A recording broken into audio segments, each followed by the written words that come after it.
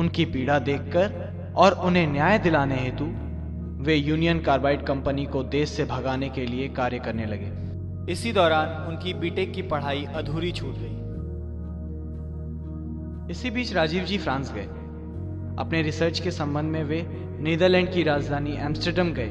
वहां उन्हें अपना रिसर्च पेपर पढ़ने का मौका मिला। उन्होंने अपना रिसर्च पेपर अंग्रेजी में पढ़ना शुरू किया। अचानक एक डच वैज्ञानिक ने उनसे प्रश्न पूछा कि आपकी मातृभाषा क्या है। राजीव जी ने उत्तर दिया, हिंदी। वैज्ञानिक ने वापस प्रश्न पूछा कि आपको अपना रिसर्च पेपर हिंदी में पढ़ना चाहिए। तब राजीव जी के पास कोई उत्तर नहीं था, क्योंकि उन्होंने कोई भी रिसर्च पेपर की तैयारी हिंदी में नहीं की थी। यह घटना आप राजीव जी के मुख से सुने। एक बार मैं एक कॉन्फ्रेंस में गया था एम्स्टर्डम, हॉलैंड में। तो वहां एक रिसर्च पेपर पढ़ने का मौका मिला मुझे। तो मैं मेरा रिसर्च पेपर जब पढ़ रहा था तो एक डच साइंटिस्ट ने खड़े होकर मुझसे पूछा कि आपके देश की नेशनल लैंग्वेज क्या है, राष्ट्रभाषा क्या है।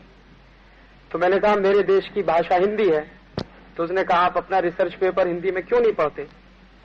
तो मैंने कहा मेरा रिसर्च पेपर अगर हिंदी में पढ़ूंगा तो आपको समझ में नहीं आएगा। तो उसने कहा आप हमारे समझने की चिंता क्यों करते। तो मैंने कहा क्यों। तो मैंने कहा आपसे पहले जो साइंटिस्ट आए रिसर्च पेपर पढ़ने के लिए, उनमें से कितने साइंटिस्टों ने अंग्रेजी में पेपर पढ़ा। तो मैं चुप हो गया, क्योंकि मुझसे पहले कुछ फ्रांसीसी वैज्ञानिक थे, उन्होंने फ्रेंच में पढ़ा था। और उससे पहले कुछ डच साइंटिस्ट थे, उन्होंने डच में पढ़ा था। एक जापानीज साइंटिस्ट आया था, उसने जापानीज में पढ़ा था। रूस का एक साइंटिस्ट था, उसने रशियन में पढ़ा था।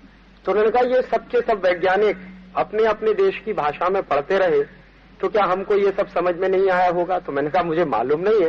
तो उन्होंने कहा कि आप चिंता मत करिए, हमने व्यवस्था की हुई है, हमारे पास कंप्यूटर की व्यवस्था है। आप जिस भाषा में पढ़ेंगे हम हमारी भाषा में उसका ट्रांसलेशन करवा लेंगे, लेकिन आप उसको पढ़िए। तो मुझे पहली बार आश्चर्य हुआ कि मैं हिंदी में पढ़ नहीं सकता।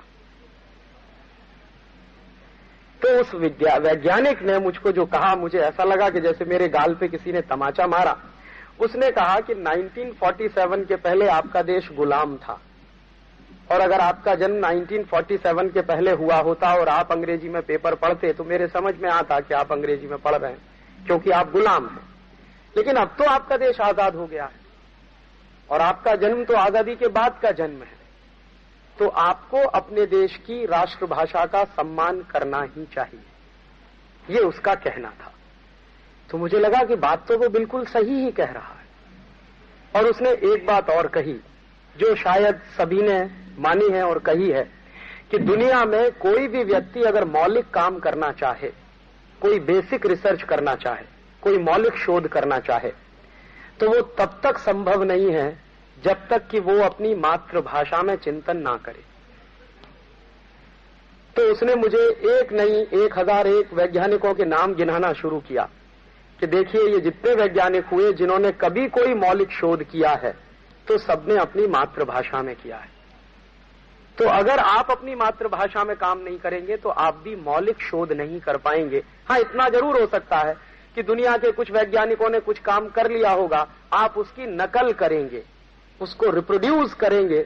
अगर आपको मौलिक रूप से कोई चीज करने को लिए दे दी जाए तो शायद आपके हाथ पैर कांप जाएंगे। तो मुझे लगा कि बिल्कुल ठीक ही कहा उसने। और उसके बाद जो जापानीज हमारा कुलीग था, उससे मैंने पूछा था कि आपके देश में पढ़ाई कैसे करते हैं।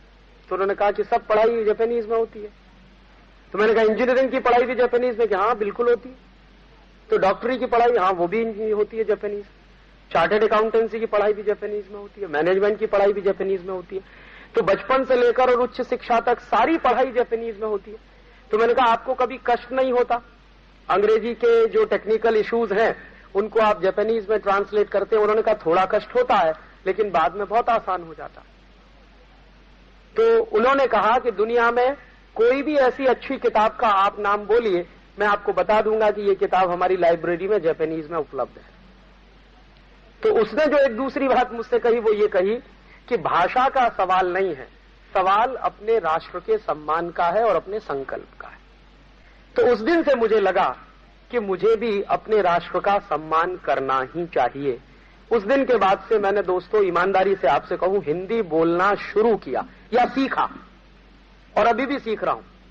अभी भी मैं जब हिंदी बोलता हूं तो उसमें बहुत सारे शब्द अंग्रेजी के आ जाते हैं। तो ये मेरी तकलीफ है, क्योंकि बचपन से अंग्रेजियत में पढ़ा हुआ हूं और अभी छोड़ने की कोशिश कर रहा हूं, इसलिए अंग्रेजी में बोलना नहीं चाहता। भारत लौटने के पश्चात राजीव दीक्षित जी ने यह फैसला किया कि विदेशी कंपनियों के हो रहे अत्याचार और भयंकर लूट से देश को बचाने के लिए एक बड़े आंदोलन की आवश्यकता है। तब उन्होंने अपने कुछ मित्रों के साथ मिलकर आजादी बचाओ आंदोलन का आविर्भाव सन 1991 में किया।